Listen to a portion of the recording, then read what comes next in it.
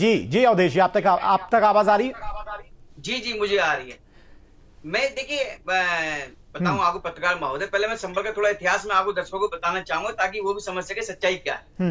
देखिए संबल का यदि हम इतिहास देखें तो संबल एक ऐतिहासिक धर्म नगरी जिसमें 68 तीर्थ हैं और 19 कूप, और इन सभी का जो केंद्रीय बिंदु है वो हरिहर मंदिर है। और हरिहर मंदिर की यदि हम बात करें तो ये आज का नहीं है। ये जब पृथ्वीराज चौहान की राजधानी संबल रही थी 1178 से 1193 के बीच में, तब भी यह मंदिर था। तब भी पृथ्वीराज चौहान जी वहां पूजा करते थे।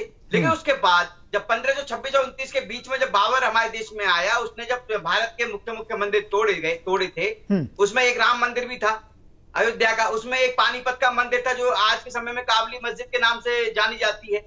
अवधेश चलिए वो कोर्ट को तय करने दीजिए ना, वो कोर्ट को तय करने दीजिए। सर्वे रिपोर्ट जो होगी उसी के आधार पर कोर्ट अपना फैसला देगा। लेकिन आज जो हुआ संभल में वो किसका फेलियर है?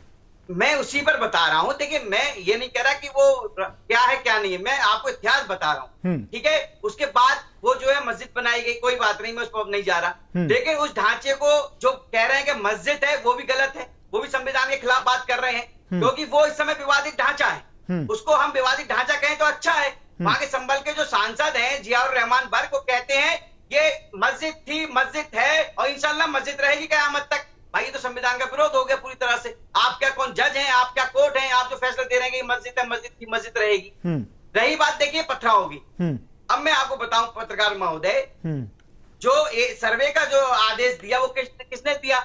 माननीय न्यायालय ने दिया, और संवैधानिक तरीके से दिया गया। ऐसा तो है नहीं कोई जबरदस्ती जबरदस्ती तरीके से दिया गया।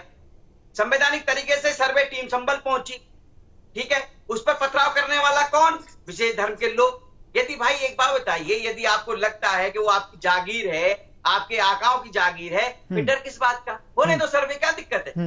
और यदि नहीं है आपकी जागीर तो भाई जिसकी जागीर है उसको दे दो, आपका भाईचारा बना रहेगा, गंगा जमनी तहजीब बरकरार रहेगी देश में। लेकिन कुछ करने को तैयार नहीं है, पथराव करने को तैयार है।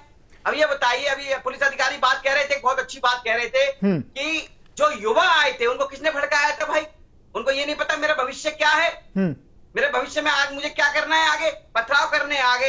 यदि किसी के चोट लग गई तो कह रहे हैं कि भैया उनके चोट लग गई है, उनको गोली लग गई है, उनको उन पर पथराव किया गया है। उनको ये नहीं दिख रहा पुलिस प्रशासन के जो अधिकारी है वो घायल हुए हैं, वो किसी को दिखाई नहीं दे रहा।